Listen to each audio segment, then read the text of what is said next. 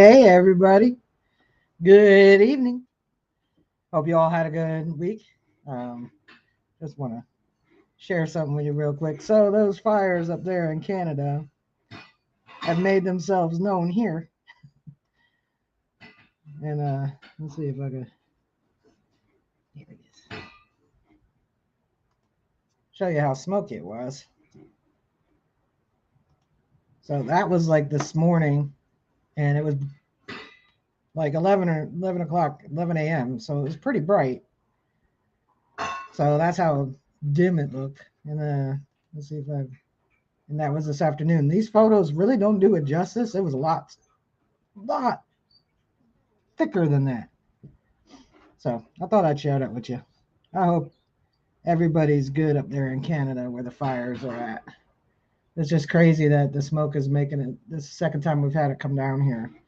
So let me say hi to all you fine folks. Let me close that out. There we go. This evening, let's see who's all here tonight. First one in, Gene, and then Gene P. Then Mayor Videos, backbreaking metal detecting. Viento Samurai. Glad you got the dime, buddy.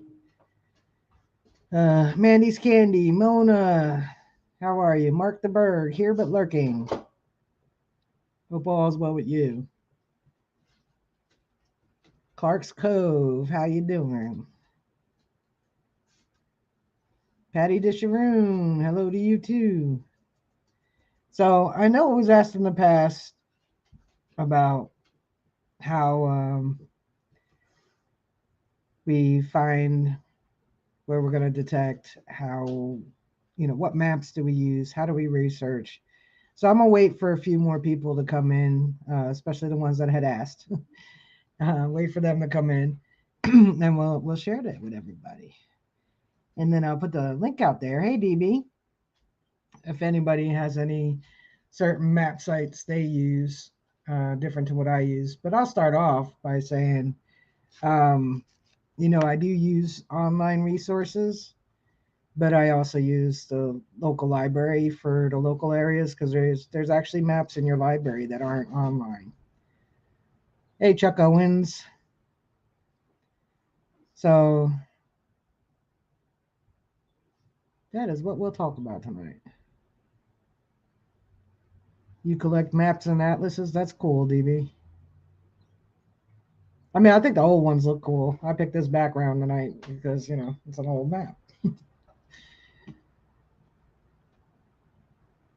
It was the coolest one I saw anyway. It's I think it's a little more nautical, but there's some, well, I got to point this way. There's some treasure on it. So, what's up, Charles? Why She Digs Alabama's. Metal Detective North Carolina. How's it going? So, I don't know what all you guys use for maps wise. I think most of us finally have the reception after all day. Well, I'm glad you do. Perfect timing. I'm sure most of us all use the same map resources. I will say that it had been a while since I had used the LiDAR map from USGS. So I didn't really give myself that much time to go on it. They changed it. Yeah, it is an excellent one. They changed it around a little bit. I used to be able to directly go right to LiDAR maps. I think to show you tonight, I brought up the one from the Upper Mississippi River Restoration, but I could zoom in on, New Jersey. So,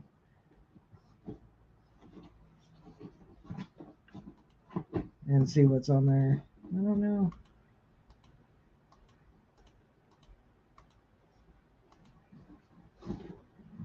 Because they made it weird. They definitely did.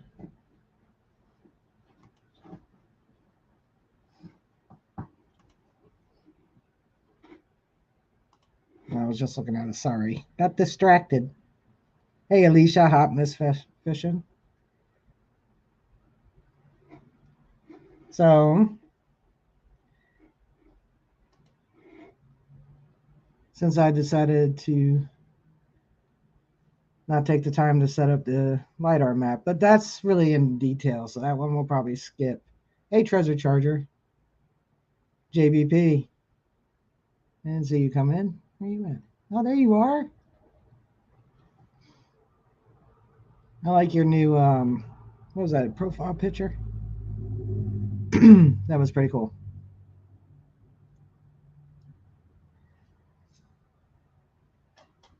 I use Historic Map Works also. I don't know. Yeah, I have the David Rumsey collection up too. So I know there's a few people out there who don't haven't really used the resources that are there. So I figured if you wanted, because I know they're not here yet, we could go over that tonight. We can still go over it. They can always watch the replay. I watched the replay. I just want to see how bad it went. Have to make myself laugh.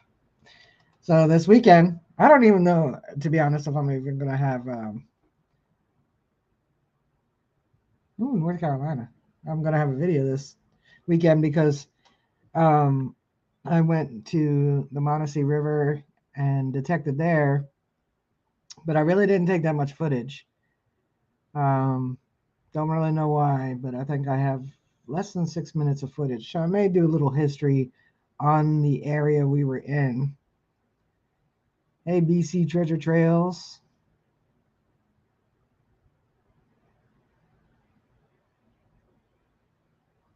Oh, very cool, Alicia. So yeah, for some reason I didn't do very much filming, which is odd. And then here's the bummer part. So I went with Mike from Great Finds. Hey, Dirt Clod. Patrick from Stories from the Signal, Billy Beeps, and Jill. And Mike had wanted to see the American Revolutionary War British Navy button, so I brought that. And I had it in the little case that Mason Merck had sent me a while back. I don't have one of the smaller ones right here. I usually do, but apparently I don't know where I put it. And I also brought him the birdcage button and the largie. And we had breakfast. We get to the river. Oh, good luck with that, Alicia. We detect in the one spot. We drive to the other spot. We go in the same river. We go upstream a bit. And Billy Beats and I, we ended early. We get to the cars, and I notice in my car that I didn't have those items. So, I check my pockets, I check my backpack, I check around my car, and I'm like, I think I must have left them on the table. I must not have picked them up when we left. I called the restaurant. They're like, oh, nobody turned in anything, blah, blah, blah. So I went to the restaurant because usually if you're face to face, you have a little more success. And I did. I went there and talked to the manager, and I told him about the stuff I thought I had left on the table. And when I got there, he has this envelope said possible 200-year-old coin. He goes, well, I was like, I don't think this is it. And he was like, well, open it. And he's like, it could be. And I'm like, well, there was 2 other items with it. So I open up the envelope and I can see it's in a folded piece of paper how small it was. I was like, yeah, this isn't what I'm looking for, is bigger than a quarter. So they took my information. I get home. My shorts are finally dry by the time I get home. And I'm, taking out the stuff out of my pocket before I jump in the shower. And in my pocket is the birdcage button and the largie, which means the button in the plastic case was in my pocket too, in the cargo pocket. Well, what I'm assuming, and I'm probably right because it's nowhere's around, is that in one part we were pretty deeper than I like to be, as you all know. And I think the case just floated right on up and out of my pocket and down the stream. So there's no point being upset or angry at myself. Hey, Ram detecting. It's wherever it is. Somebody one day will find it again. Maybe it won't have to wait 160 160 years to be found, or no, 200, 250 years to be found. Um, Maybe somebody will find it in the next few months. It'll probably be Aquachigger because that's one of the rivers he goes on. It's going to be on a bank somewhere or stuck in one of the trees, stuck across something like that because it's small and plastic. So it went downstream. And I'm okay with it. I did get to get it out of the ground. I did get to hold it. I did get to clean it. I did get to look at it. I did get to share it with you all via video, a picture. Some people have seen it in person, and it is what it is. But in the meantime, I don't know what Slash did with the bullet, and I know it was him because it smelled like the river still. Somewhere in my backyard, I did find a drop 3 ringer, and hey Shane,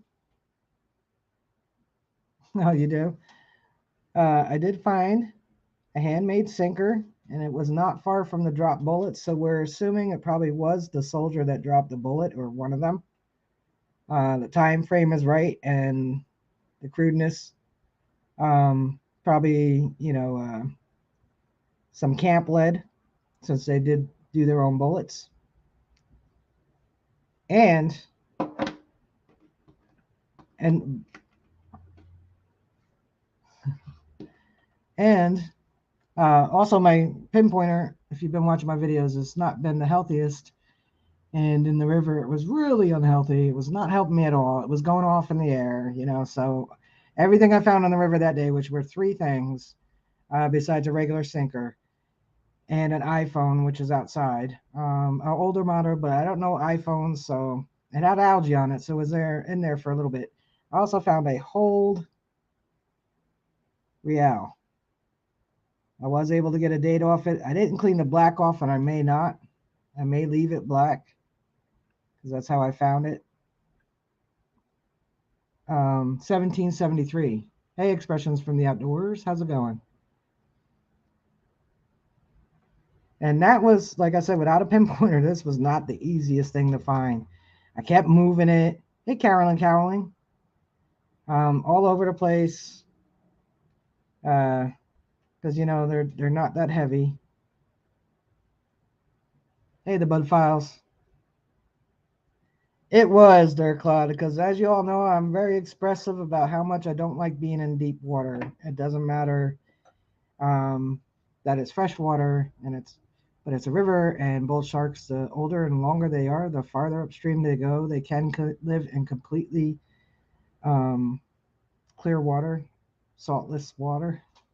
So I don't want to get... Oh, and I saw a snake too. It wasn't poisonous. Hey, Martin Smith. I think it was me, Mike, and might have been Billy Beeps. And we were sitting around talking, and I was like, oh, snake, because he was in the water with his head, just his little head sticking out of the water.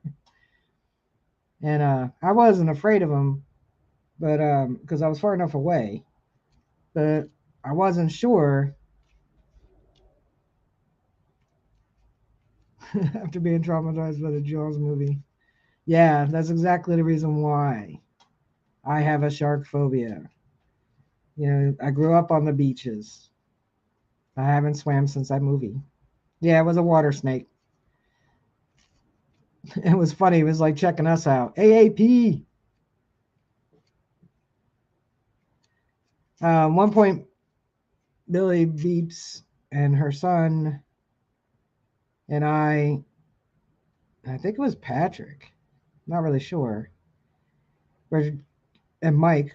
Well, all of us anyway were moving upstream, but I think they were farther up than us, and it was getting really deep. So I went up on the bank and around, and there was like a little pool from when the water flows down into the river, and if it's not heavy enough, hey Jim Steele, it pulls up, and there was a snake in there too. I wasn't sure at first, but then I was like, yeah. No, it wasn't a water moccasin. It was just a little round-headed snake. He wasn't evil.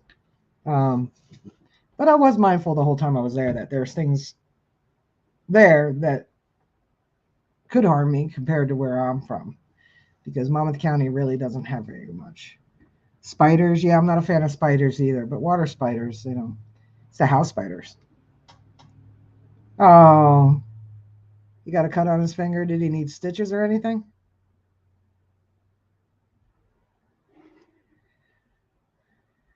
Yeah, I did, Mike.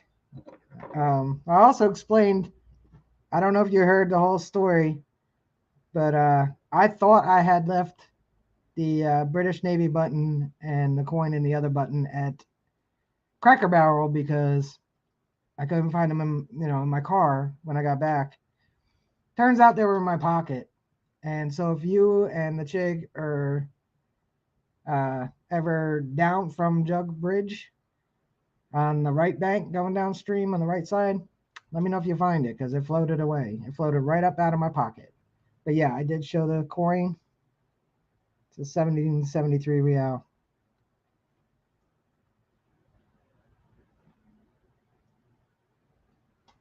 So yeah, that was my exciting weekend. I did not get enough footage for a video, so I'm probably gonna do a little bit of information on the area. Yeah, I lost a button, Mike. So if you and Bo come across it, let me know. It floated out of my pocket. I guess oh yeah, I didn't tell you all. When we all pulled over off the side of the road, Billie Jean and I parked in this one off thing, and it was, oh, you could smell the death. Hey, Alice Wonderland. And so there turns out there was a basket, like a little basket the dog bed would be in, full of dead chickens. So I guess with all that and then moving our cars and then Mike caught up to us and moving my car up further and him, I just totally forgot to take it out of my pocket. So yeah. Should have our Find Rachel's button event. Yeah, right? So if anybody's ever detected in Manasi and you come across, I'm pretty sure I have one of the cases right here. Maybe not. A little clear plastic case with bright yellow clip on it, an opening clip. Yeah, that would be mine. I don't know where the Manasi leads out to, but I don't think it would have gone too far because this current was going down, but it was also spreading out to the right and left. So I'm hoping that it kind of went off to the side. Yeah, I gotta ask Patrick if he could send me his footage because I don't know why I didn't film that much. I literally filmed almost nothing. Hey, Danny boy, just a digging. So enough about my excitement of forgetting stuff and losing stuff. You know, whoever finds it in the future may be the person that's meant to have it. And I was just the uh, transport. I'm not really sure, Mike, because the first spot is where I fell in the water, if you remember. So it could have been then. Because the second spot, I don't think I got that deep. So it wouldn't matter either way. Like if it was the second spot, it probably would have only made it to the bridge anyway before being pushed off to the side because there was a lot of stuff in the water to stop it. It's definitely going to be up on a bank. It's small and light, so it would have gone off to the right eventually. Like that cell phone I found. That wasn't small and light, but probably the first spot. You don't have to, Mike. But, next time you're actually in that river, you know, from the point we were at on the second spot back, it's definitely going to be on the, I feel it's definitely going to be on the right side because that's the way that, the current was straight in the middle, but off to the sides, it was going off to the sides. You know what I mean? Like it was like that and the middle was straight because that's how I got your first glove, because it was coming to the right when it came towards me.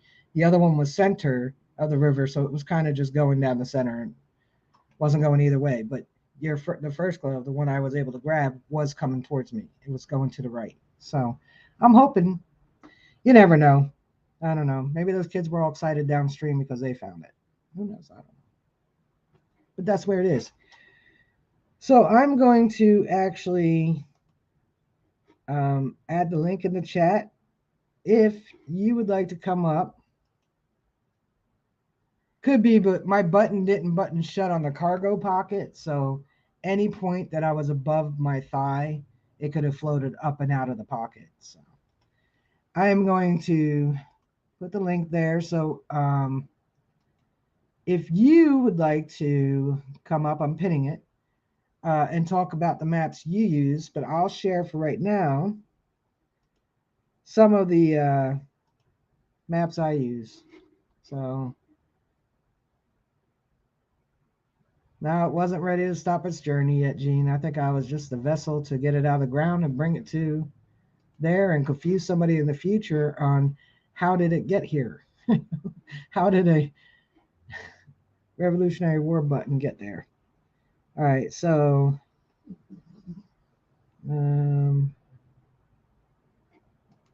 first we'll start with historic aerials. I like this one because sometimes the aerials are pretty good. Oh, I could even put myself down here on the bottom. That's cool. So if you put in an address, and I'll put in my job.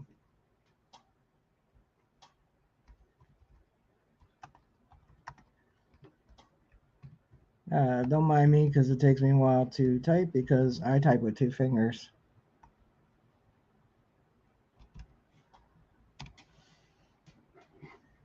There we go.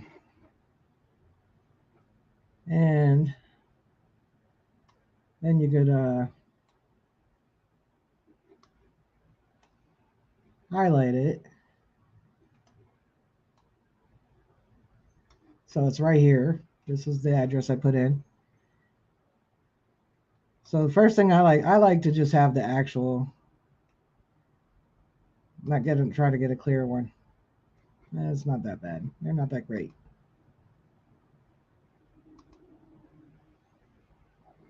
Yeah, that's not bad. So there's my post office. So Mike likes to use the side-by-side. I think Shane does too. Hey, Chad. Hashtag Team PG5 for life. I like to use the flashlight. So I'll go over here to the aerials again, and I'll start with 1940 because the 1931 is not that good. And I'll go over top, and as you can see, there was no post office there. Matter of fact, there was a train station right here, right alongside this creek. Those are train tracks. Because this road right here is called Railroad Avenue, or this one. So this is the first of the maps.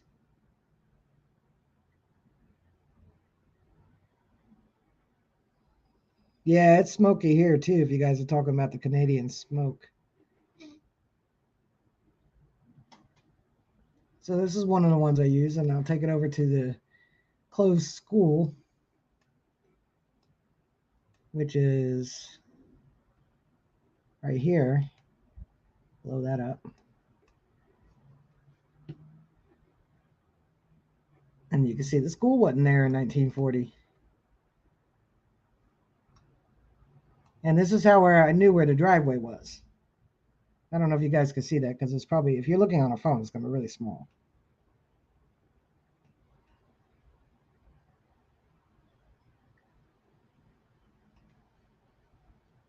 See, blow it up a little more.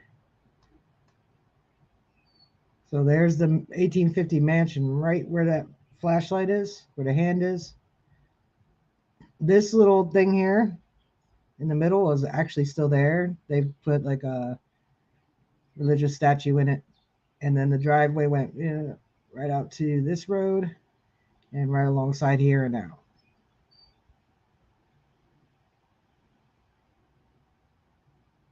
So if you stick an address in here, and then you can look at 1957, 10 years before the school was built. And let me do the side by side. Somebody said they like that one. The slider. So you can see if you use the slider, it has all the old on the right and the new on the left. You can just bring it over and watch everything disappear.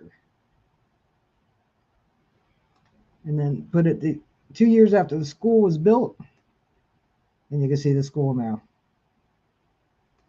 right here.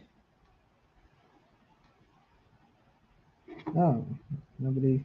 Oh, I thought I was looking at the share screen, and it's just me.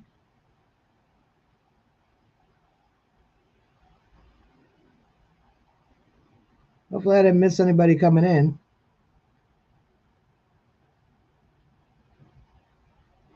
So that's one of the tools at our disposal. Another one is Historic MapWorks. I love this one because I'm too lazy. Let me share that one. I'm too lazy to do overlays myself, and you can do it. I just really am too lazy, so I don't. So Historic MapWorks. Stop messing with me. Where is it? Present.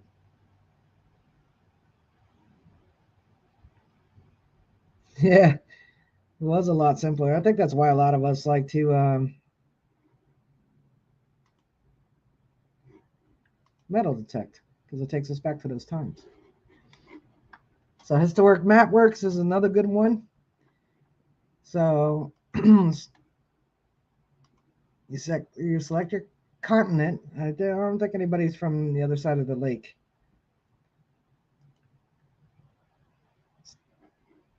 Pick the United States, unless you're in Canada. Pick your state.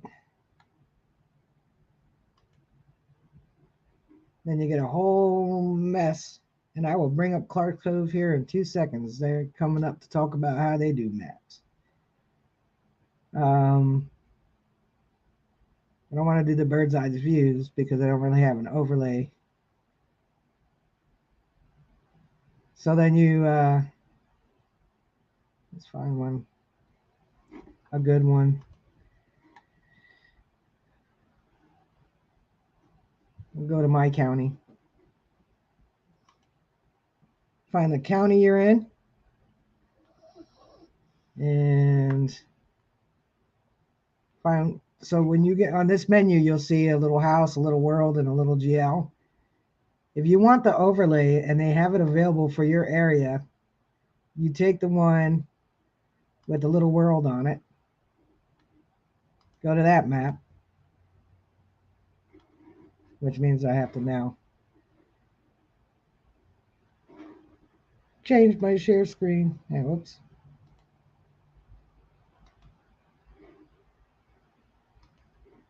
There we go. It's going to be a pain. I'll bring up little Clarks too. Hey, guys. Hey, everyone. Hello, everybody. Oh, I did bring it up. Oh, no.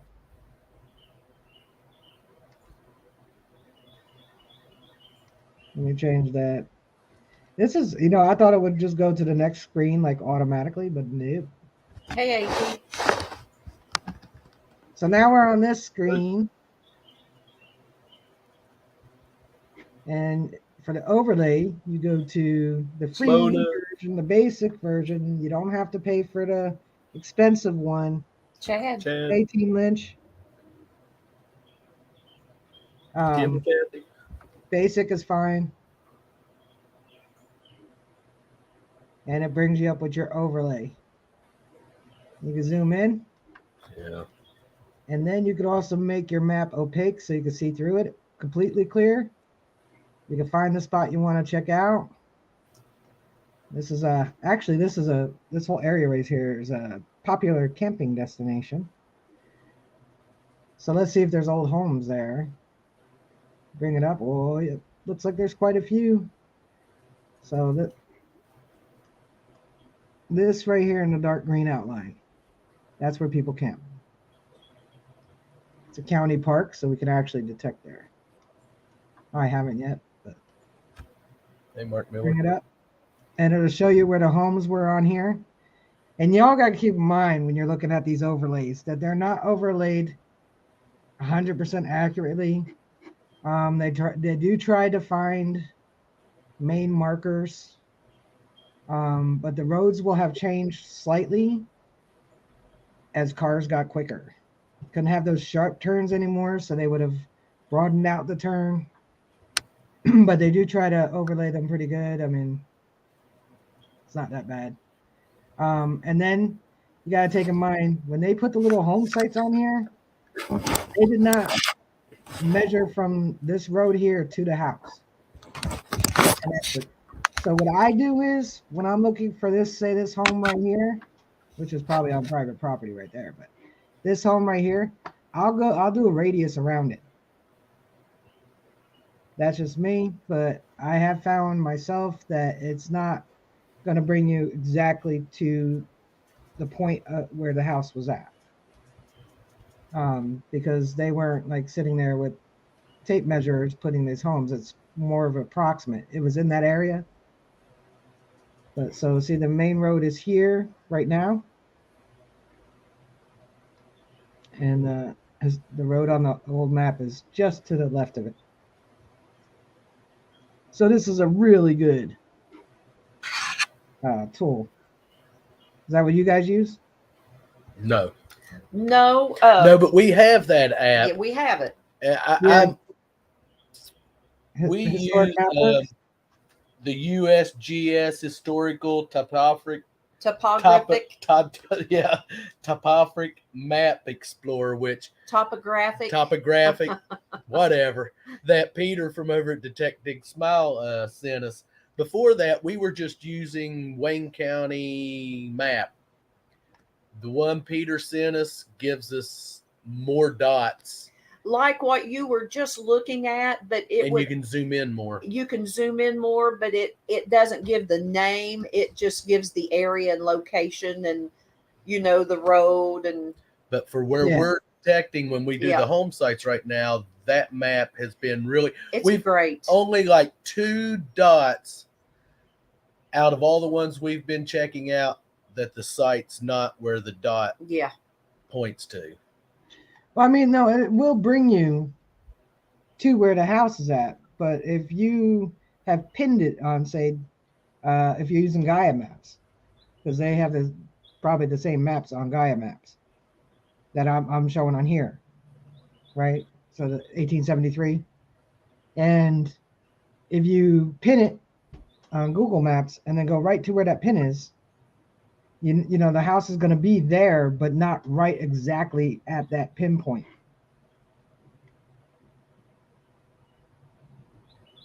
But each app you've been showing, we have those apps. Yeah, we do. But I like the one we use, the USGS historical map, the best. Yeah, USGS is also where you can get the LiDAR maps. The what? LiDAR. Okay. USGS is where the and I think it's forget the other name of Boyd's maps have LiDAR. But now we really, as long as because we're already familiar with the location, area. So it's real easy to find when we get out and scout. Okay, there's the well, there's flowers, so we know the home site was here. Yeah. I mean, I'm just saying, like, people think that little dot on the maps you're using, the maps I use, the maps they use, is exactly right where the house is. Not always. It's usually within about a 25-foot radius around it. Yes, you are correct. Yeah. It is in the vicinity, but not exact. Now, sometimes it is exact. But now once you get into that area, and like Mike over at Great Finds will point out, look for the big, if you're in a wooded area, especially out in the woods, look for the big trees that's spread out, not the ones that's growing tall. But if you usually see a big tree and it's got a lot of branches spread out, is an awesome sign that there's been a home site there. Of course, in the spring, start looking for the flowers, the Easter lilies coming up. Those do not grow wild. If you find them, oh yeah, and they actually take very long time to spread out, actually. And right now, a couple hundred years, one plant will be about 4. Like they don't propagate that much. They don't move. And right now at this time of the year, which Robert and I don't get in the woods, but we're on the trails, we see the rambling roses. That's a good sign as well. Another good sign at this time. Bushes. Yeah. And you were speaking of snakes earlier. I know Mark with Ram Detecting was in here. I don't know how many of you all went over and checked out his snake video that he just had an encounter with a timber rattler. Yeah. And I guess he actually hit it with his coil. Oh wow! Before Yeah. he realized yeah, I saw that. He had it on Facebook. Yeah, before he realized what he was hitting. So I could hear it in the background when he was talking. I was like, "Oh, he just found a rattler." And then he showed it. You guys a that big get moon out, lion. you guys that get out and hunt in the summertime in the bush, Be very careful. Be careful. We always wait till fall and winter. Chad said, "No, thank you." Yeah. One of the things I look for too, even when you're deep in the woods, not only just really old trees. Trees spread like out. If you see younger trees, a whole bunch of them, surrounded by old trees, it's a good chance that might have been a field. But I also look for when the trees or the older trees seem to be in a straight line. Yeah. Nature don't grow in a straight line. Nope. Yep, you're right. So the really big old ones, they might have been planted like along the border of the property, along the drive, along the roadway to the house. Mm-hmm. I look for some abnormalities in the earth, like in the way the ground is. I mean, sometimes nature just. Old French fro also, Mike said, yep. Nature moves the earth around too, but I mean, like the colonial spot I've been going to does have this. It's flat, and then it has kind of a ridge like this run along the side. There's two of them, and when I look at the LiDAR, I can see the square of what was the field for sure that I've been detecting it. And sometimes, if the wind is moving right and the soil has moved around enough, you can see the peanut stone underneath that they used to line it up. So I think the drive from the field to the house was right alongside of it. Yeah. Another good indication, you was talking about trees, is now I don't know if that's common in all areas, but in our area, a lot of people use pine trees of some sort along their driveway or behind their house as a windbreaker if they were up on top of a hill, because it helped keep strong winds from getting to their structure. And sometimes that's a good indication as well. Yeah, or overgrown shrubs, believe it or not. I've pointed it out to you. I can't describe it to you until you see them. People keep those little evergreen shrubs trimmed for a reason, because they just look really strange when they're grown up. Yeah. And they don't look like the other trees around them. So you could be, I don't think it would be a 19th century home. It would probably be a 20th century home that's no longer there if you find those. Yeah. So if you really want to know what they look like, just go by a house that hasn't been maintained in 50 years. You'll see what overgrown shrubs, when they grow up, they don't look right. They don't look like a tree. They just look weird. They look deformed. Alice Wonderland asks what is LiDAR. Trying to remember what the LiDAR is called. It's laser. So anyway, it's like using an overhead map, and you take all the trees and all the coverage, the foliage, the homes, take all that out. Hey, Nicole. And it'll give you just the ground. Hey, Nicole. You can see the minutest of details on the ground. So even though if you're looking at a field and the field looks flat to you, if you use LiDAR, one example would be, I see it, them sharing it a lot on Facebook over in England when they use the LiDAR. They seem to have better LiDAR than us. The details are much nicer. You'll see, they'll show you the overhead of the field, like Google Earth of the field, and it looks just like a plain old field, nothing special about it, just a plain flat field. But then they show that LiDAR version of it, and you can see the outline of where a house once stood. Or you can see where the rock wall is under, like where it's pushing up the earth just enough. It might only be mere inches, but you can see it on LiDAR. And a lot of people, especially detectorists and treasure seekers, use LiDAR to see the ground abnormalities better. Because we can't always see it from our naked eye. I was trying to find it. So you could, if you just Google LiDAR, you'll get a lot. Oh, excuse me. That was Coca-Cola. you can get a lot of information. There's a lot of articles out there. There's a lot of educational writings about LiDAR, what it is and how it works. And then like I'm by no means an expert on using LiDAR, but I have, spent a lot of time studying it and studying the land to see if I could find abnormalities. Like I said, that area I detect, I could see that it was a field. It's almost perfectly square, but I can't see it when I'm there.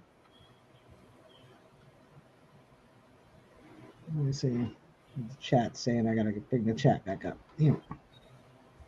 Yeah, Mark, sometimes getting out in the woods and walking is a good way to find stuff. Yep. LiDAR is on USGS.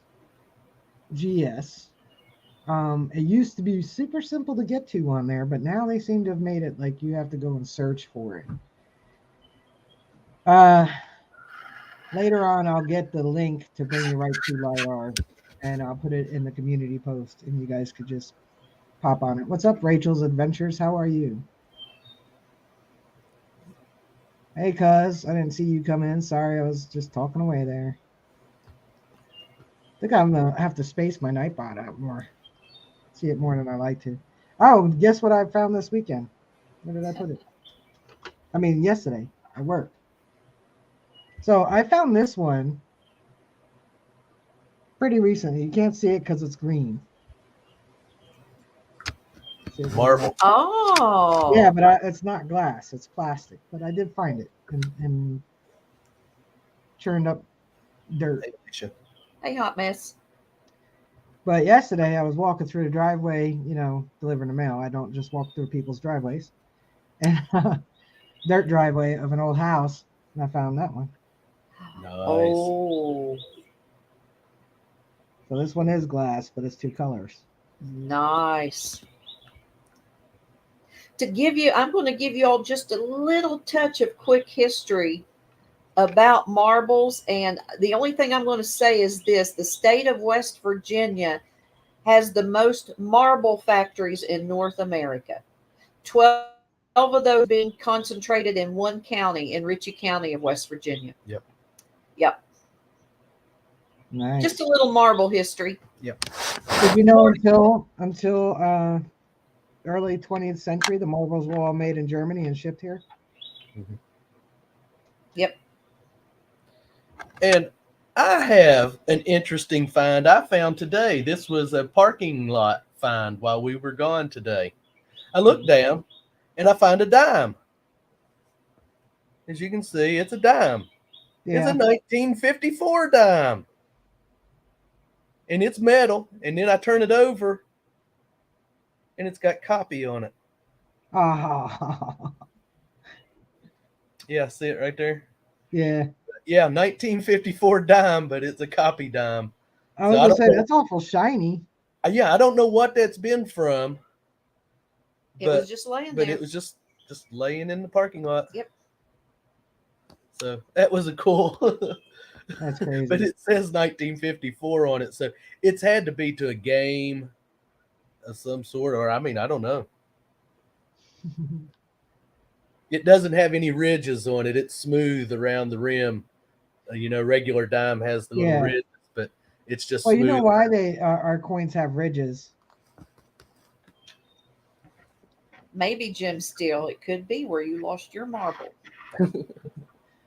Why do they have ridges? All right, so before basically the 20th century, I want to say. I don't remember exactly when they started putting ridges on the coins. But like, here's a copy of 8 real. This is just a copy of one. They were smooth edged. And what people would do is they would shave the edges a little bit. to get that silver because silver is valuable. Oh. So, anytime they had a coin, they would shave a little bit of it and then go spend it, shave the next one, go spend it, And so to prevent like, this real becoming even smaller than that over time, they put the ridges on the coins. Like you barely see this one's ridges. Where are we at? On that quarter. But they put them on there to prevent people from shaving off the silver. Why they still have them? I don't know, because they're nickel plated now. Yeah. Interesting. I had never heard that before. Yeah. Except for pennies and nickels. Yeah. Because they're not silver. But the dimes, quarters, half dollars, they were all silver. That reminds me of the quarter we got back in change the other day, and that thing clear around the edge of it is smooth. It looks like it's been filed, and then the back of it is completely swiped smooth, and the front, all you can see is George Washington's head, and then the rest of it is just completely smooth with no markings, no nothing. It's just all completely smoothed off. Yep. Wow, that's weird. Hey, I'm Zaxxon. I don't know if I said hi to Lucky Duck. Hello, Lucky Duck Digger. Hey, Lucky Duck Digger. Yeah, Maria, if it says copy, yeah, it's a fake. Yeah, what it's been to. Money. I have no clue. I'll have to do some, see if Probably, I can do like Rachel said, play money. That's what I would go with. Barnacles, magnets. Yeah, so I hope the little bit I talked about maps helped. I mean, like I said, real quick, I'll show one more. Yeah, blistering barnacles, your mail is on the way. One more that I use. This is for New Jersey. Let's see. I have to find it on my.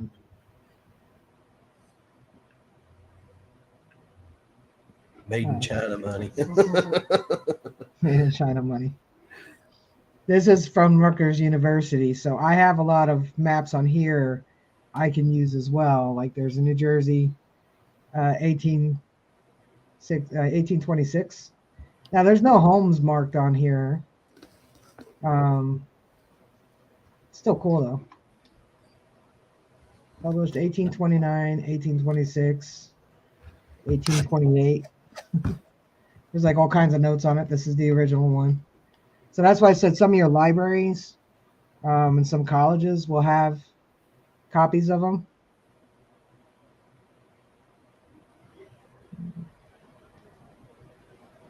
Now, how do I get out of that one? Let's go to another one.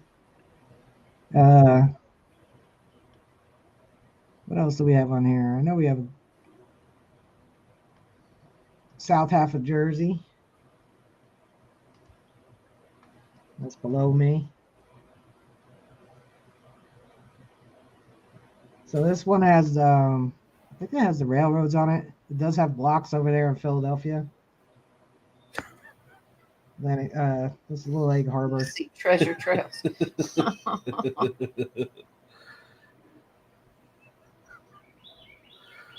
And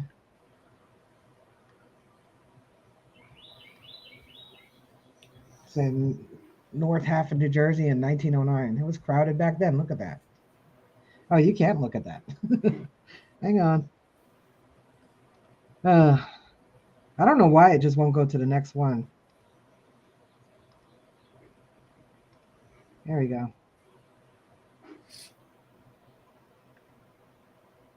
That's New Jersey in 1909. Wow. This is my area right here. Where you can see the little thing right there. So this, I don't think this has homes on it either. But it does have like the little suburb areas. You can see it's all shaded in. So that's one of the things I use too. So this is from Rutgers University. Oh, this one's good. All right. This one's pretty cool. You guys will like this one. This is 1900 New Jersey map with forests.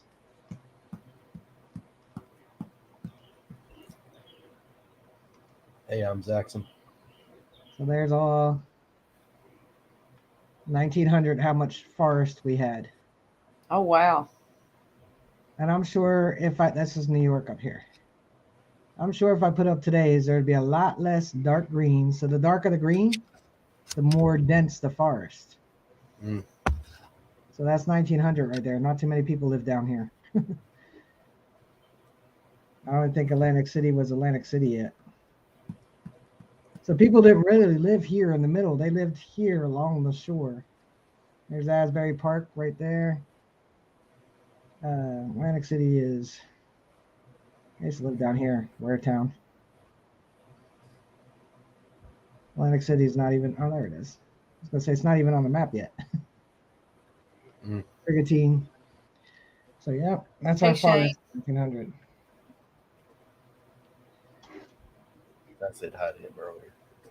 But yeah. So you could check out your local major universities for maps as well, because sometimes they have them.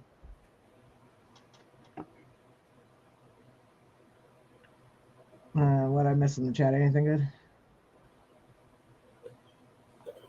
I don't think so. Oh, BC's. Did you see what he said? Yes. Yeah, he looked under his own. Found copy written there. Researching for her hunt this weekend. Yeah, use all the tools you have at your disposal. But like I said, your local, not your little town library. But if you have a county library, there'd be a lot of old hand-drawn maps and things like that. Like you wouldn't be able to bring them home with you because they're usually, in that special section where you have to wear white gloves sometimes. But you can look at those maps too. And if you know some markers that may not be there now, but I think there was actually a small lighthouse in the Chapel Hill section. And if I knew where that was, and then where it would have been today, and I go look at an old map that's not online with an overlay or anything like that, it's just an old hand-drawn map of that section, and I find the lighthouse on that map, then, it's just a little bit of work, but I can correspond with what's there today, where it would be at. All right, so the house was half a mile south, stuff like that. I mean, it's more work, but there's definitely, and then another way I research, and I haven't done it in a while, so I got to be honest because my vision's not what it was. We're all getting older. One of the things I do is I read the old books written about the area, and I'm talking about the old books, not people writing about old stuff, but so books written in 1920, 1930, even 1940, and then when they write them about the area that you're interested in, if you can find these old books, and you have access to an old map, and they'll talk about Mrs. Smith, who lives on the property that Mr. Jones used to live on. And you're like, okay, Mrs. Smith was elderly in this 1940 book. So how far back does she live there? If they tell you, and then if you look at an old map and you see Mr. Jones's house here in 1870, and then it was Mrs. Smith's house, and that's been torn down, and now it's like a McMansion, but that's the property.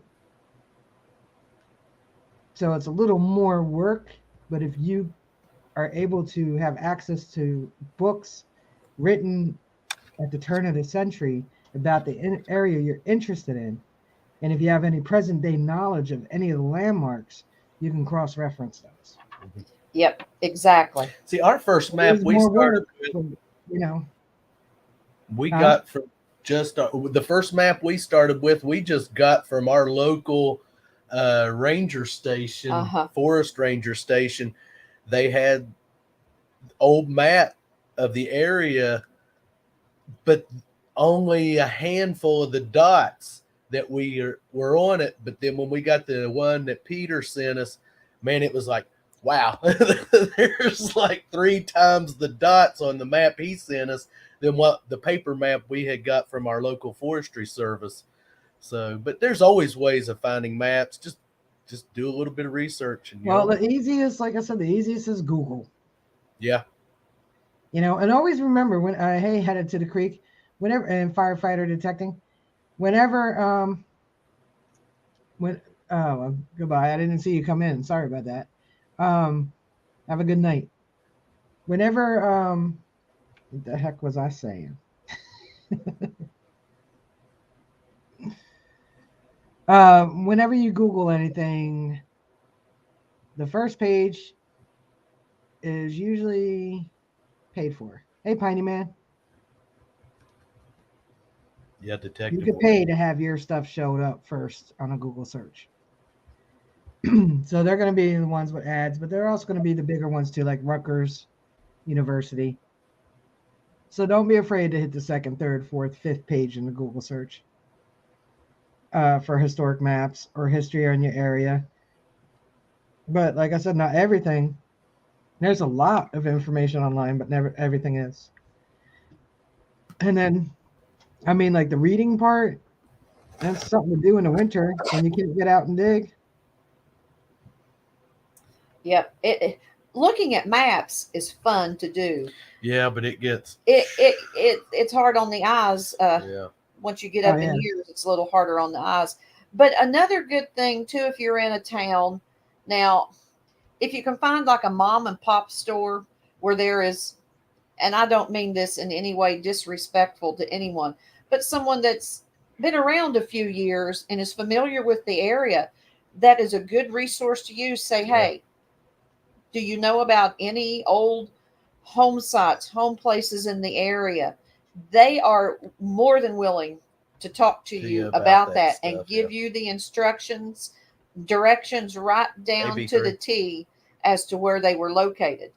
I mean, so that's a resource as well. Yep. um, Hey, or B3. ask hunters. Headed to the creek. Hey. Exactly, because they're out in the woods and they Yeah. see those things. Yes, you are correct. Dave and Lori. Hey. Hey, But DNL. Cloud asked me the name. I'm hoping your remaining historic map works. Steve. Unless you're coming to Jersey, then it's Rutgers University. You could Google um, Rutgers historic maps I and get did right. not say hello to Marlon. Hey, Marlon. I'd bet I Hey, didn't either. DNL.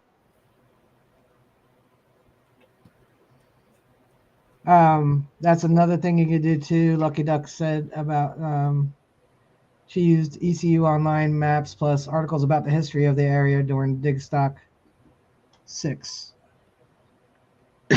You could do that. You could look at old newspaper clippings and stuff. Yep. But Yeah. when you're getting to that degree, that's something you want to, like I said, you want to do over the winter when you can't get out, when you can't detect. You can start prepping, um, for the spring. New places to detect, possible places you can get permissions at. Get a um, you can get a list of like also if you wanted the current landowners' names. There's lots of sites to do that. Depends on where you're at, but I use LandGrid usually. Everybody has a different thing they like to use. Some have um, the apps on their phone. I just use LandGrid because it's free, and so there's that. You could do that. So this is like all stuff. Like if you got a new area coming up, like Alicia going to an event, yeah, pour pour all your energy into researching that. Hey, Mr. Diggs. Hey, But Tom. the other stuff, like on those down moments in the winter when there's not much you could do, there's no getting out, and you've cleaned your house 100 times, and you know you just get on the internet and start looking. One of the other things I was doing was we have a section of we have a park here called Hartshorn Woods, or as they say here, Hartshorn, but it's Hartshorn Woods from Richard Hartshorn, and they've actually published his letters that he would send to his wife when he first settled here. He legit bought the land, which is now Sandy Hook, also Sandy Hook, New Jersey, um, from the Native Americans, the Lenape, and they still lived on the land. And they also taught him how to hunt for deer and stuff like that. So um, I was reading his letters because there's some landmarks that are not going to change with time, and one of is the real steep edges of our mountain here, on the water. So I was reading those, hoping I could get other landmarks, like have him mention some landmark and then something to coincide with it. So maybe I could find where his original house was in the 1600s. Because that would be cool. I know where the family house was later in the 1700s, but where he originally lived when he came here in 1600s. I think they froze up. No. No, we're listening. I'm just listening. You guys weren't moving. I was like, I think they froze up. There's no. He was just listening to you talk. Yeah, kind of watching the chat. I was going to say hi to Patty. Yeah. And hi, Patty. I think I caught up with everyone else. Well, I didn't say hello to Rachel's adventures. So, yep. But yeah, there's all kinds of ways to do research for home sites and old places to hunt. Just take a little bit of time and use your imagination and and it's typing. Fun. It's fun. It is. It's really fun. Like Rachel said, during the wintertime, it's a great way to look and get your plans ready for spring, or if you're doing, but see, we do our home site hunting in the winter. Because of no snakes. So, yes. Yeah, because we are out. Some of us can't get out. Like some people, some areas have worse winters. And right. Yeah. It's just something to do on your downtime, or in the summer, even when you're having those like 2-week long rainstorms. Yes. Like when there's time and you can't get out to dig, spend a little time researching. I know my area, I could hunt most of the public parks, the county parks. So, my downtime, I would research the county parks with the overlays first and see if there was any homes anywhere. A lot of the parks didn't have any homes in the 1873 map, but I would try to see if there was homes in that area to see what part of that park I want to go and detect that, stuff like that, just that's a lot of it I learned myself, because there are some people who are very protective of how they research. And I don't, that's up to them. I mean, that's up to anybody. Cover yourself in mothballs, Alicia. Mothballs keep snakes away. Yes. In fact, I have taken them out with me, say. And they will. You can scatter them around, and yeah, they work. So, like I was saying, I don't really feel offended by people that don't want to share their information. If they don't want to, that's totally their choice. There are a few channels. I don't know if anybody recently has, but some, if you put it in the search on YouTube, like reading old maps or something like that, research, metal detecting research, you'll come across some older videos where they share their information with you. Like I said, the LiDAR, I would go over it with you, but I'm still learning it. Still learning how to read it. And that just comes with time. We'll have to go over and check that out ourselves. Definitely. Yeah, there's nobody out there. No, I'm not going to go take a college course on it. So I'll just learn from experience. Okay, well, that big hole I thought was a hole, that's not. It's just a big rock. Something like that. I'll figure it out. Some things I've been able to recognize now. But yeah, there's so many different ways you can research areas. Like Melissa said, asking some of the older people around if they know the history of the area. And I gotta say, mostly old men, they love to tell you about the town they grew up in, who lived where they used to do this, where they used to play, where the penny and dime store was, or dime and nickel, whatever, 5 and dime. Stuff like that. You can get a lot of history from the elderly and the older people. They'll tell you whose farm used to be, where those big McMansions are now. Yep. I'm starting to feel like that with all the building they're doing here. I'm like, yeah, that used to be a cow farm there, and that used to be a vegetable farm there. Now they're building 1,700 townhomes there.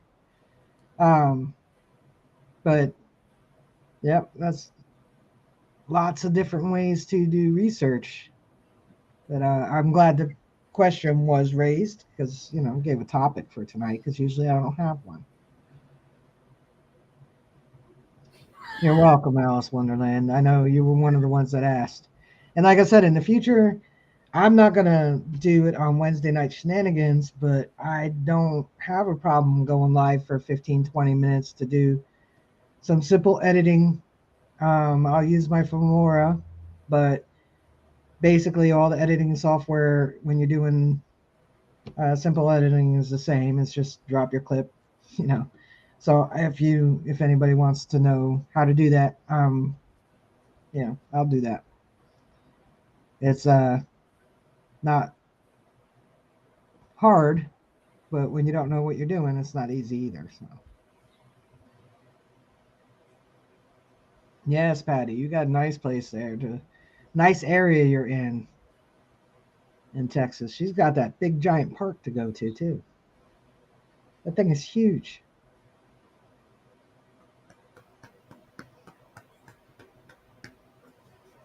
AAP. Well, now we have nothing to talk about because we done talked about that. And, yeah, we've already back to scouting out for some new home sites. These places that you all have been watching here the past couple of winters of ours, we've been hitting the same home sites because we'll go in, detect it, move to a next one, and then go back to that one, give the time ground to heal up where we've been in there digging. And we always seem to find other stuff. But now we're going to move on to some new, fresh ground. We have got, 3 to 4 new home sites already scouted out just from where we've been out ATV riding here in the past couple of months. We've been going into some areas and see those signs where there's home sites. And I'm like, yeah, that's where we're going to definitely be hitting as soon as October, November get here. I never wanted summer to go by so fast so we could get back to the home sites. But yeah, home sites are fun. And also with the home sites, I mean, there's detecting. If you can find where their dump site was, you've got digging there. So there's absolutely. And if they have a well, take your magnet and drop it down that well. Yep. Lucky Duck said, "You want to know who has never detected their own home? She's on a townhome, but it's on an old site along the edge of part of woods.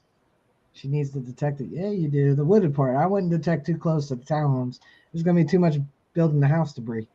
The townhomes debris. Yeah, always detect your own yard. I mean, absolutely. We detect ours at least, once a month. We'll get out and detect, and we have had you always find something. Awesome little finds, and we've had other people detect the yard and have found things. So, yeah, always get out and detect your own yard.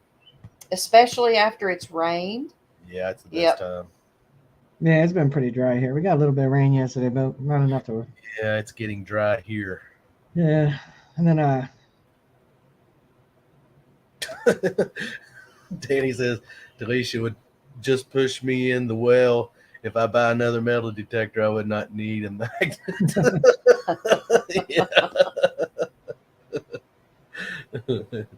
That's a good one, Dan. Yeah, Patty's talking about her farm that she detects on there. I went there with her. Samuel Farm. It's been a farm since the early 30s. It's got a lot of acreage there, and you should find out what it was before Dr. Samuel bought it. That'd be something. Yeah, Alicia, is that who? Yeah, Rachel's Adventure said, I have a well and never thought about putting our magnet down there. Yeah, absolutely. Yep. Drop your magnet down it because people threw things down their wells and would hide things down in there. You never know we haven't had any luck. We've dropped the magnet down how many now? 3? Yeah. And didn't have really any luck, but you never know. Jim said, dry? It's so dry here, the ground is farting. Yeah, I saw that. I just couldn't say anything because Robert was talking. Oh, so sorry. Oh, I am so very sorry. Excuse me for my rudeness. We had just a little smidgen of rain Saturday evening, but that's all it was, just enough to settle the dust. And So yeah, we had a little bit yesterday, but not enough to do much. Yeah, we got out Sunday, and where we were at, we had a good day, but all the ground was just dry, horridly dry, and just crumble. You couldn't dig a plug. It was Yeah. just, yeah. Yeah, it's like when I was at the closed school the other day because I was going to look for the time capsules. Jerky. But yeah, I wasn't getting any deep signals anywhere. Yeah. That's why I didn't really find. I only found, I think, Modern Change. Gene P says it's so dry there, the worms are jerky. Yeah.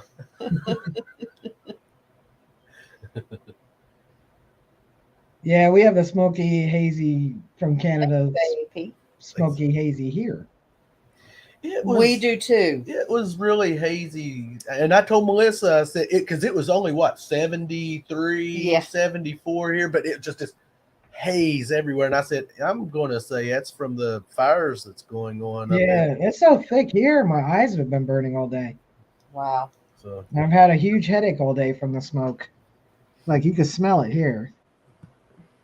It's just real hazy here today. Like it was a hot day. Is going to force us all to the water. Yeah. It's hazy in Cleveland, Tennessee, too. Yeah, I think it's hitting the whole eastern side of the country. I mean, well, it's happening on the eastern side of Canada, so the wind patterns are just bringing it on down to us. But I remember when I was in high school, one afternoon I was coming home, I guess from school or work, I don't remember, and it was thick smoke. Like you're sitting right next to a campfire, thick smoke, like super thick, like they draw it in cartoons, gray. Couldn't really see, and there was ash, real thick ash in the air. And I had said to my dad, "Oh, well, there must be a fire nearby. I wonder, how close this fire is to us." And he was like, "Yeah, it's very smoky. Like you could get the ash on your tongue. Like real thick." It was a fire in Kentucky. And the crosswinds, the way the wind was blowing, the upper winds, I had picked all that ash and smoke up and came and just dropped it right here. But it was thick. Patty says she's taking us outside with her. It's hazy in Michigan, too. Mona said they're handing out N95 masks in New York because of smoke. Yeah, we have the air quality advisory too. It's pretty. I've seen a lot of people walking around with masks on today, but it's bad. It's really bad. I mean, I don't know if you showed that. If you saw that picture I showed when I first came on. It looks clearer in the picture than it was, but I'll show it again if I can get to it. I took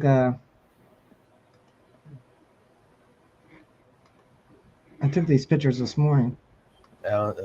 Maria says they also canceled flights due to the smoke. Wow. Yeah, it's pretty bad. So that was 11 o'clock this morning. It looks like this, doesn't it? Doesn't even look like morning. And then that was like an hour later. Wow. It's not that bad, but it just looks like a really hot, hazy day. That's how it looked here. If it was a hot, like I said, the picture doesn't do the justice. It's actually clearer in the picture than it was. We're getting secondhand smoke. Yeah, literally. Like it was thicker than what shows up in the picture, but that's a cell phone camera. I didn't use the right filter to show how bad it was, but it was pretty bad.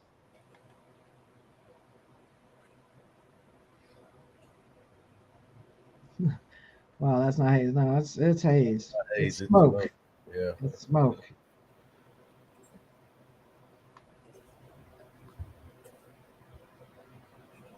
Alicia says we have smoke from over 2,100 miles away in Canada. Blows my mind.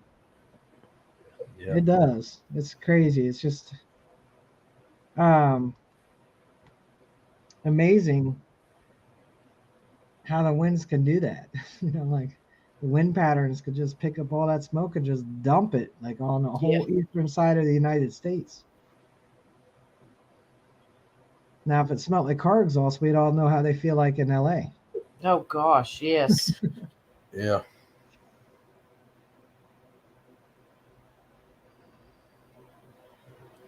Patty says Seattle has horrible air quality. Well, now, like we're just like Seattle right now, the whole eastern side.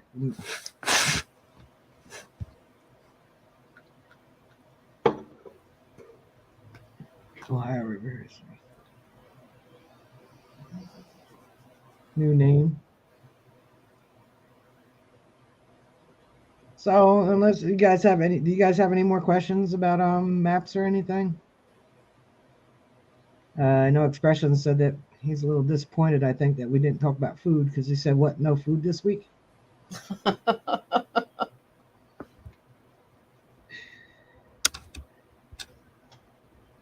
No, we didn't get to talk about food this week, unless you two want to talk about it. No we food. love to eat food. Yes, food is good. Bacon! I had a Life cereal for dinner because I was just not feeling like doing anything else. Mona said pizza, pizza, pizza, pizza, pizza, pizza. That's what I had the other night, pizza. Hey, pizza. Sorry about all that smoke I've been blowing across the country. It's making me feel good, so that must be some not good smoke. Yeah, I was thinking someone's still celebrating 420.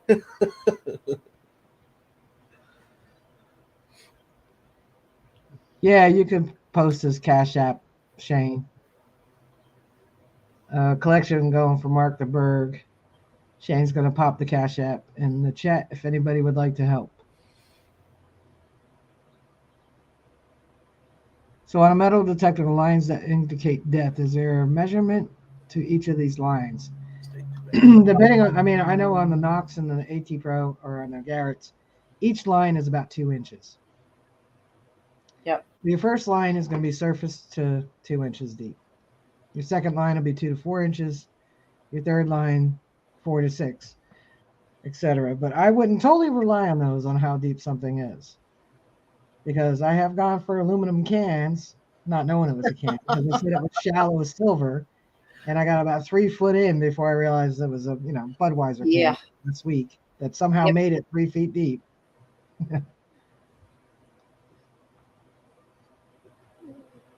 Mark the Berg, his Cash App, Mark Parker on PayPal.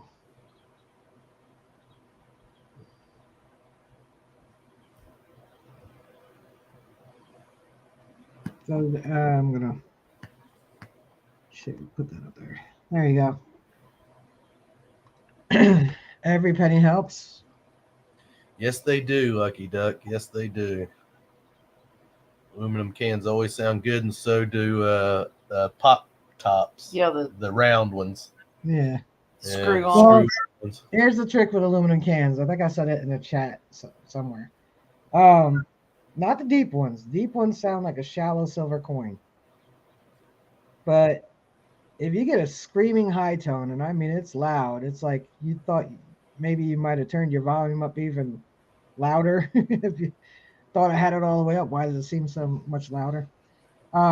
If you get a high tone and it's loud, lift your coil up about 12 inches off the ground. Yep. And swing again. And if it's still screaming at you, it's a can. Yes, it is. You are correct. Yeah, but what if it's that chest of silver coins? It ain't gonna scream like a can, though. Rachel's Adventure said, cans sound so good. All right, y'all gonna head out and get some editing done. See you soon. Good luck editing. I gotta figure out how to make 6 minutes worth of video. Yeah, house aluminum siding cutoffs are. Oh yes, they are. Yeah. House aluminum siding cutoffs. Oh my goodness sakes. Yep. Or where they've done gutter work. Yeah. And also, if it's a can and you put that pinpointer on the ground, you can feel that vibration. Yeah, sometimes it'll. You can feel it vibrate around it. Bigger targets will kick back and. Oh, here we go. I got the food coming up. Gene P's gonna make some fish. Mona said, "We have no good pizza here tonight. I gave up." Mr. Diggs just ate a tomato mayo sandwich. That sounded good. And somebody said, "See you, Piney Man." That sounds good, Mr. Diggs. With bacon and mayo.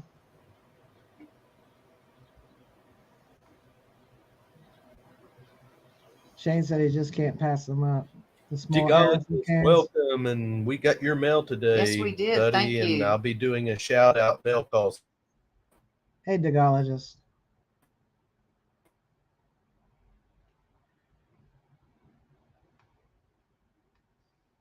Night, JBP. We'll probably be getting off here soon. And this time, the Clarks did freeze.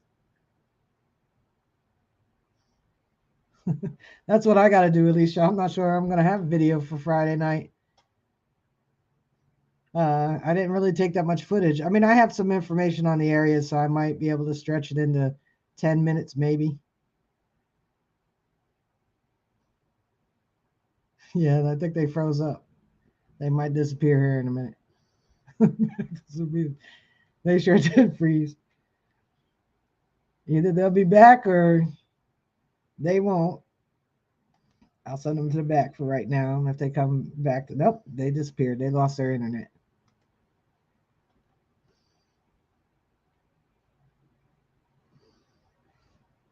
Last section of our podcast with the PA Relic Hunters, and we dig it at 9:30 tonight.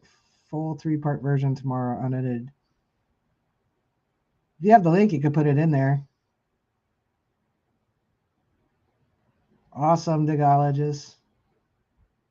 I got to do a video too. When I get off here, actually, in the next few minutes, I'm gonna have to figure out how to stretch that and not be boring at the same time. You know the deal.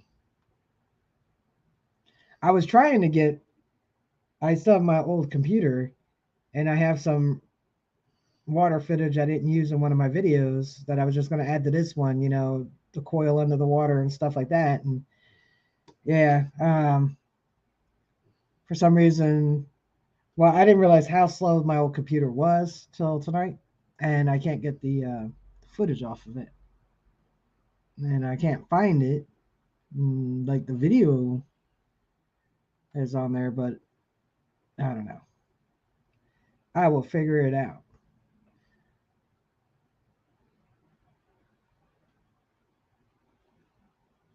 All right, Patty, have a good night. Thanks for popping in.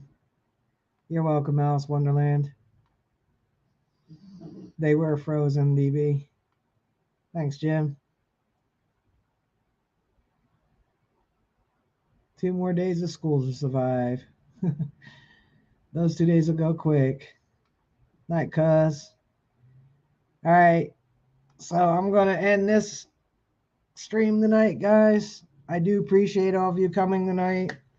Anytime you have an idea of what you want to talk about on Wednesday nights, you know, you could always message me or email me or whatever. Because, you know, I want to make sure that that's all right, Clarks. I know that it happens. I just want to, you know, talk about what you guys want to talk about. You know what I mean? Like, maybe we will talk about food next week. Who knows? And if you have any questions, don't be afraid to throw them at me. I don't mind.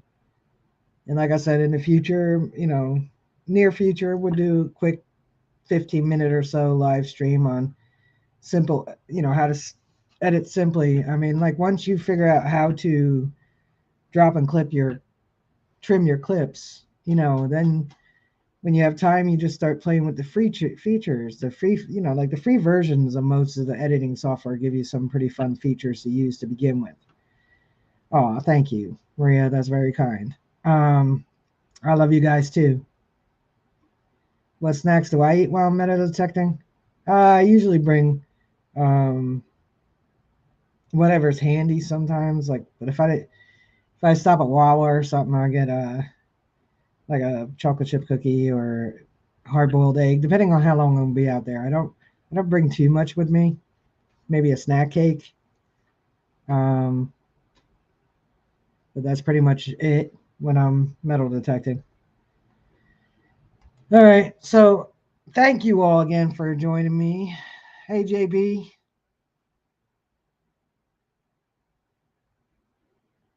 Fillmore is ticking you off. Yeah, well, I'm a little ticked off of Fillmore too, to go, just because the footage from another water video is on the old version of Filmora, and if I update it on my old one, it won't have the video. The clips won't be there. It's stupid.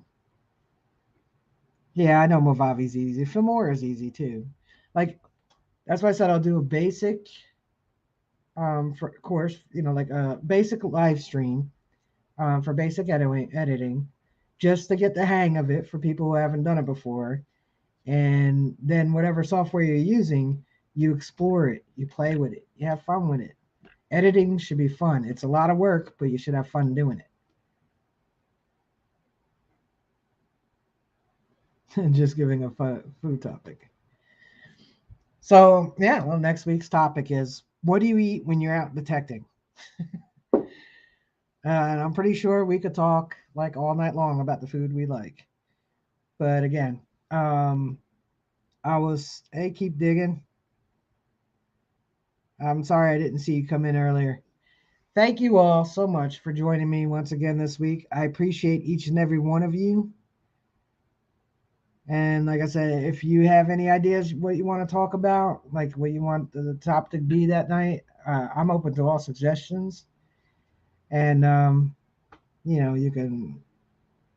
Most of you are friends with me on Facebook. You can message me on Facebook. You can leave it in the comment on this video, because I don't put this to the playlist till usually around Sunday anyway. Cliff Bars, roller food from 7-Eleven, Gatorade. So I will see you guys in other streams. We all know who streams when. I'm pretty sure most of us know when everybody streams, but what is tonight? Wednesday. So Thursday night, I don't know if Shane's back yet or not, but if he's streaming, keep an eye out for him. Liz is streaming on Thursdays. AAPs, gotta have your notification on for when they go live.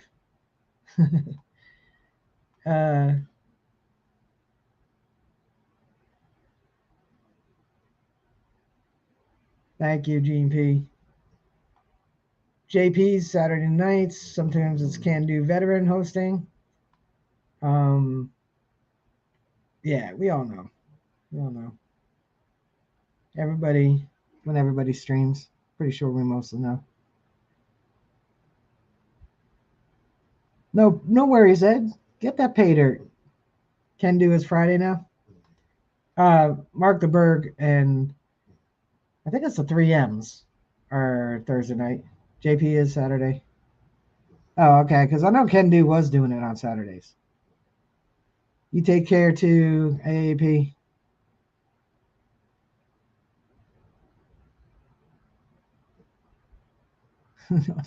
Ed is Tuesday night.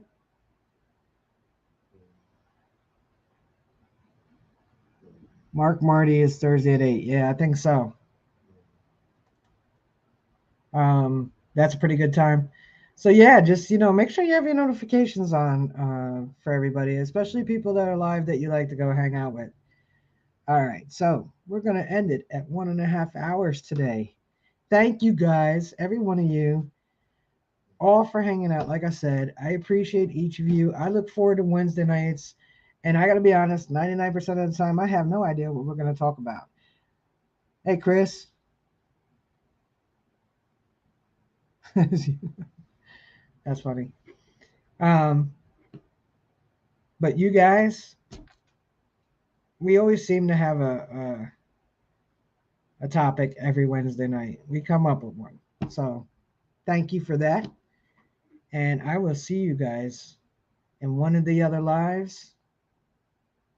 And that's why I started at 7:30, Shane, and then I just kept it at 7:30 because Iron Antler moved back an hour.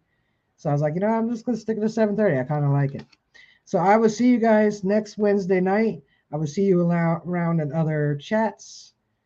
I'm sure if you could help out, that's Mark the Berg's information there. So again, thank you guys. And I will see you around YouTube, Facebook, probably not Instagram. I really don't go on there much. TikTok, I haven't been on there in a while either. But either way, I see everything you post, and I do see everything on YouTube. So keep it real and be kind to each other. Peace.